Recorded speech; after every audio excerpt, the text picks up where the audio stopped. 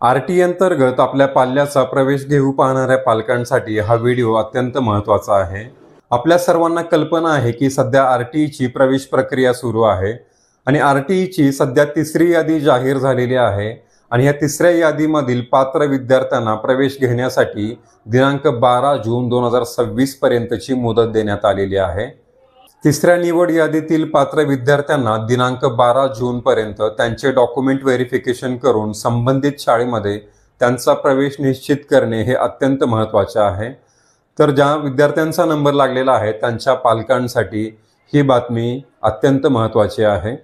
आपल्या सर्वांना माहिती आहे की ह्या वर्षी आरटीईच्या पहिल्या निवड यादीमध्ये सुमारे 1,05,811 विद्यार्थ्यांची निवड झाली होती आणि त्यापैकी पहिल्या यादीतील 79,759 विद्यार्थ्यांनी त्यांचा प्रवेश निश्चित केला होता।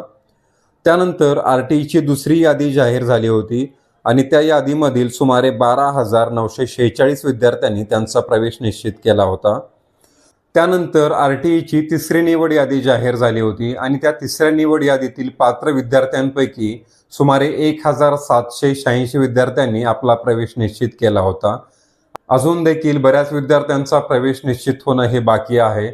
त्यामुळे आता जी 12 जून पर्यंतची डेडलाईन देण्यात आलेली आहे ती डेडलाईन पुढे वाढणार का ह्याकडे सर्वांचं लक्ष लागलेलं आहे।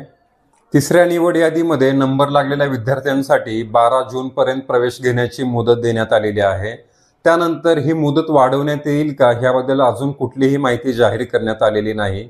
त्यामुळे तिसऱ्या निवड यादीमध्ये ज्यांचा नंबर लागलेला आहे त्या सर्व विद्यार्थ्यांचं ॲडमिशन दिनांक 12 जून 2026 पर्यंत निश्चित होणं हे गरजेचं आहे। आरटीई संदर्भातील ही माहिती उपयुक्त वाटली असेल तर व्हिडिओ जास्तीत जास्त लोकांपर्यंत शेअर करा आणि असेच माहितीपूर्ण व्हिडिओ तुमच्यापर्यंत पोहोचण्यासाठी आपल्या चॅनलला सबस्क्राईब करा। भेटू पुन्हा नवीन व्हिडिओमध्ये। धन्यवाद।